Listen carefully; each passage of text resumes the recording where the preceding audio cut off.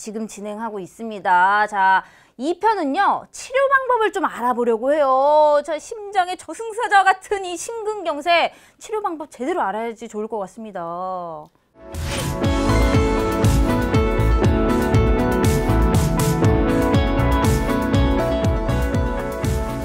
선생님, 혹시 이런 거 보신 적 있나요? 눈에 잘 보이지도 않는, 어머, 아주 얇디-얇은 철사망 같아요. 야, 그 얇디-얇은 이 철사망의 이 비밀이 궁금합니다. 먼저 이 심근경색 진단을 받아야지만 이 처치가 들어갈 텐데 진단은 좀 어떻게 이루어지나요?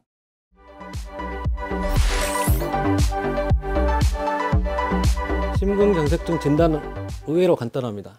가장 중요한 것은 1편에서 말씀드렸던 가슴 통증, 20분 이상 지속되는 심한 가슴 통증이 첫 번째고요. 네. 두 번째, 이제 병원에 오시게 되면 다 해보셨죠? 누워서 심전도를 찍게 되죠. 심전도까지 찍으면 거의 90% 이상 진단을 할 수가 있고요. 또 마지막으로 이제 혈액 검사, 피 검사를 통해서 심장 근육이 심근경색증 때문에 죽게 되면, 괴사가 되게 되면 심장 근육에서 어떤 효소들이 혈액 속으로 방출이 되거든요. 그래서 심근 효소치가 정상인에 비해서 많이 올라가게 됩니다. 이런 세 가지를 가지고 심근경색증 진단을 하게 되고요.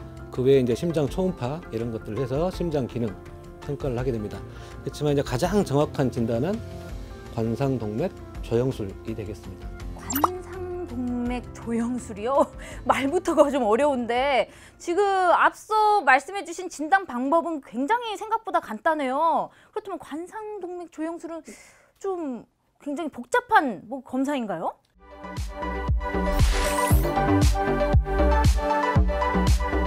관상동맥 조영술은 우리 이제 손목 한번 이렇게 만져보실래요? 손목. 예, 여기 동맥이 이렇게 맥이 뛰시죠? 아, 예. 두근두근. 이런 손목에 있는 동맥이라든지 사타구니 쪽에 또 동맥이 또 있거든요. 이쪽에. 그렇게 뛰는 동맥을 통해서 심장으로 관을 넣어서 이렇게 검사하는 검사법이고요. 관상동맥을 조영제를 써서 관상동맥을 보여준다고 해서 관상동맥 조영술이라고 말을 합니다. 아, 그렇다면 그러니까 그 관상동맥을 약물로 시원하게 밝혀서 관상동맥에다가 조영제를 넣게 되면 조영이 이렇게 되겠죠. 관상동맥 모양에 따라서. 네. 그렇게 되는 것들을 엑스레이 아시죠? 엑스레이. 네네. 엑스레이를 통해서 우리가 관찰을 하는 검사가 관상동맥 조영술이 되겠습니다. 아, 조영제와 그 방사선으로 그 혈관의 모습을 살펴보게 되는 거군요. 야, 굉장히 좀 복잡한 과정으로 좀 진단이 내려지나 했는데 생각보다 간단하기 때문에 기저질환이 있으시거나 혹은 의심이 된다거나 하면은 좀 재빠르게 병원에 찾아오셔가지고 검사 받아보시면 굉장히 좋을 것 같아요. 네, 그런데 이제 관상동맥 조영술은 많은 인력과 장비가 필요하거든요. 그래서 모든 병원에서 시행할 수 있는 건 아니기 때문에 관상동맥 조영술 또 치료를 하는 병원들을 미리 알아두시는 게 좋을 것 같습니다. 아, 또 이런 조영술 같은 경우는 모든 병원에서 또 이렇게 확인할 수 있는 사항이 아니군요. 어느 정도 장비가 갖춰지고 또 그만한 판단에 이런 좀 기술이 있는 병원을 좀 찾아가는 게 굉장히 중요할 것 같습니다. 자, 그러면 아무튼간 이 심근경색은 관상동맥이 막혀서 발병을 하게 되는 거니 그 뚫는 게 굉장히 중요한 포인트라고 생각하면 되겠네요.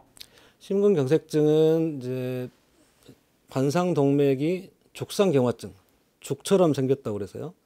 우리 보통 동맥경화라고 그러죠. 네네. 그 죽상경화증에 의해서 혈관이 관상동맥이 좁아져 있는 상태에서 그 죽상경화증, 동맥경화 부분이 터지면서 파열되면서 거기에 혈전, 피떡 아시죠? 혈전이 생겨서 막아버리는 거거든요. 그래서 그 막힌 관상동맥을 빨리 뚫어주는 게 중요한데 흔히 사용하는 방법은 세 가지가 있습니다. 오, 네네. 첫 번째는 이제 이 혈전, 아까 혈전이라고 그랬죠. 혈전, 피떡을 녹여주는 주사 치료가 있습니다. 혈전 용해제라고 그러는데 그런 혈전 용해제를 사용을 해서 그 혈전을 녹여주는 치료가 있습니다. 이거는 두 번째 말씀드릴 관상동맥 중재술, 스텐트 시술을 할 수 없는 병원에서 할 수 없는 병원에서 빠른 시간 안에 주사를 해서 혈전을 녹여주는 치료를 해볼 수가 있는데 다시 말씀드리면 혈전 용해제 치료가 되고요. 네. 가장 흔하게 사용되는 두 번째 방법은 처음에 보여드렸던 관상동맥 중재술, 관상동맥 스텐트 시술이 되겠습니다. 이거는 막힌 관상동맥을 통해서 설사 같은 걸 집어넣고 막힌 부분을 풍선으로 이렇게 넓혀주고 그 부위에다가 스텐트를 삽입을 하는 그게 스텐트 시술이 되겠고요. 심근경색증 환자에 가장 흔하게 사용되는 네. 치료법이 관상동맥 스텐트 시술입니다. 그래서 아까 산사태 나서 도로가 막혔다고 그랬죠. 네네. 거기를 깨끗하게 치우게 되면 다시 차들이 왔다 갔다 할 수 있는 도로가 되잖아요. 관상동맥 중재술, 스텐트 시술은 막힌 관상동맥을 이렇게 뻥 뚫린 도로처럼 이렇게 치료해주는.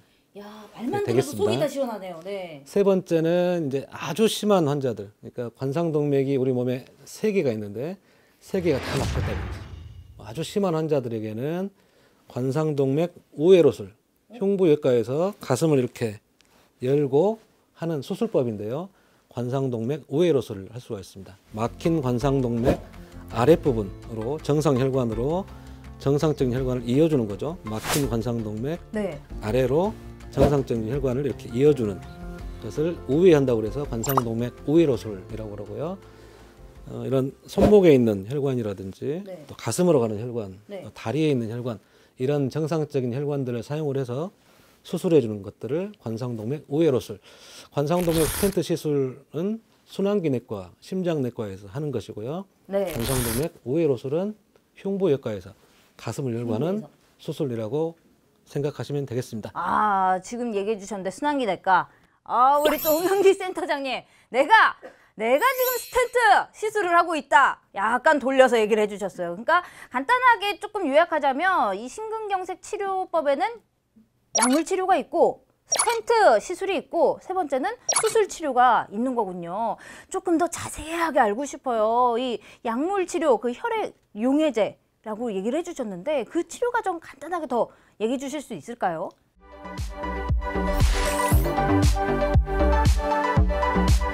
혈전 용해제죠. 혈전이 관상동맥을 막았으니까 그 혈전을 녹여주면 되겠죠. 네. 주사로 되어 있습니다.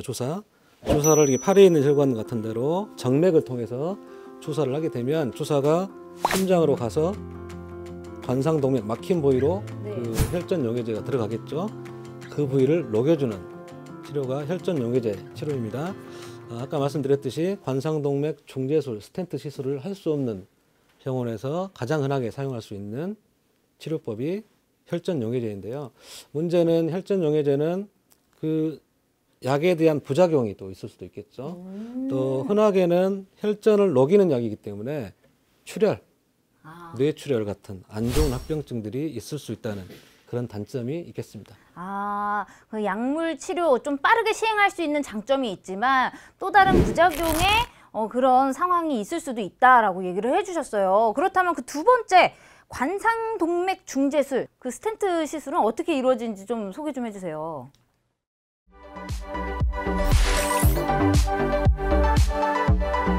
심근경색증 환자가 응급실에 오게 되면 우리가 이제 환자 준비를 해가지고 막힌 관상동맥을 뚫는 네. 어떤 시술로 뚫는 것을 관상동맥 중재술 혹은 관상동맥 스텐트 시술 이렇게 말을 하거든요. 네.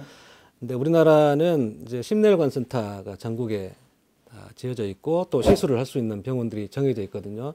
그런 병원들은 심근경색증 환자가 응급실에 왔을 때부터 막힌 관상동맥을 뚫는 데까지 그 시간을 1시간 반, 90분 이내에 하도록 나라에서 정하고 있거든요. 그래서 네. 대부분 병원들은 거의 1시간 이내에 다 시술이 이루어지게 됩니다. 그래서 그런 환자가 응급실에 오시게 되면 환자 준비를 해서 환자를 시술할 수 있는 방으로, 시술방으로 옮기게 되고요. 네. 환자를 이런 테이블 위에 눕히고 동맥, 이렇게 팔에 있는 동맥 주로 많이 사용을 하는데 이 동맥이라든지 또 사타구니에 있는 동맥을 통해서 관을 심장, 관상동맥 입구에다 위치를 시키고 네. 관상동맥 입구에 위치시킨 관을 통해서 조영제라는 약을, 아까 말씀드렸던 조영제라는 약을 주입을 하게 되면 관상동맥이 촬영이 되겠죠. 네네. 엑스레이로 우리가 네. 본다고 그랬죠. 막힌 관상동맥이 그러면 어디 부위인지 알 수가 있죠. 네. 그 부위에다가 이제 철사, 아주 가는 철사 같은 것들, 아주 부드러운 철사를 그 막힌 혈관을 통해서 집어넣게 되고요. 그 집어넣은 다음에 그 부위에다가 막힌 부위에 관상동맥 풍선을 집어넣어서 이렇게 넓히게 되면 길이 좀 열리게 되겠죠. 그런 다음에 이제 스텐트를 그 부위에다가 장착을 시킨다고 보시면 되겠습니다. 그리고 이제 기구를 빼면 막힌 관상동맥이 스텐트 시술로 인해서 이제 뚫리게 되는 것이죠. Okay, we will show you the today's angiogram. Okay. Working. Okay, we deployed 3.5 by 18 mm stent, DES, and I will check the angiogram. Ready? Ready? Shoot. Okay. Good. 아주 가장 흔하게 사용되는 심근경색증의 치료가 바로 관상동맥 풍선 확장술, 관상동맥 스텐트 시술이 되겠습니다. 가장 대표적인 치료 방법이라고 생각하면 되겠네요. 말만 들어도 뭔가 속 시원하게 막혔던 걸 뚫어준다고 하니 굉장히 기분이 상쾌해지는 마음이 드는데, 그런 경우는 뭐 집어넣었던 그 스텐트가 뭐 다시 뭐 좁아진다거나 뭐 그런 경우는 없나요?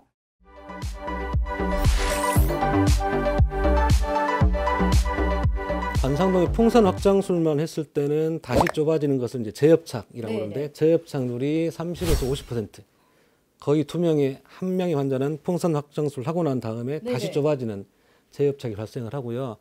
그렇기 때문에 초기에 이제 금속망 스텐트를 네. 만들어서 이제 사용을 하게 됐는데, 스텐트도 초기의 스텐트는 금속 스텐트는 다시 재협착되는 확률이 20% 정도 네네. 됩니다. 그래서 요즘에는 거의 대부분 다시 막히지 않게, 다시 좁아지지 않게 어떤 약품을 처리한 약물 방출 스텐트. 그러니까 스텐트에다가 약물을 다시 막히지 않게 하는 약물을 코팅한 네네. 그런 약물 방출 스텐트를 우리나라 또 세계적으로 많이 사용을 하고 있고요. 스텐트는 보셨다시피 아주 얇은 네. 스프링처럼 생긴 금속망입니다. 거기가 이제 스텐트를 넣게 되면 재협착, 조직들이 이렇게 자라 들어가서 재협착이 되게 되는데, 이 조직들이 자라나지 않게 하는 약물들을 스텐트에 코팅을 해가지고 재협착을 낮추는 그런 약물 방출 스텐트가 요즘에 거의 대부분 사용이 되고 있습니다. 아, 스텐트도 무궁한 발전을 이뤄서 이제는 뭐 재협착 없이 그 이제 약물로 코팅이 돼서 그런 부작용까지도 막아주게끔 수많은 발전이 지금 이루어졌네요. 야, 이런 뭐 시술 방법, 처치 방법이 있으니까 심근경색 미리 또 진단받고 처치하면은 그런 위험 확실히 벗어날 수 있을 것 같다라는 생각이 들어요. 그러면 마지막으로 우회술이라고 또 얘기를 해주셨어요. 그거는 개복 수술을 해서 이렇게 또 혈관을 이어준다고 하니까 와, 그건 정말 대수술이겠는데요?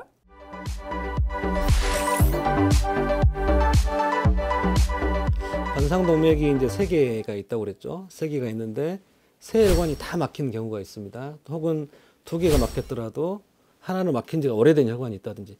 그러니까 굉장히 심한 환자들은 스텐트 시술로 하기 힘든 경우가 간혹 있거든요.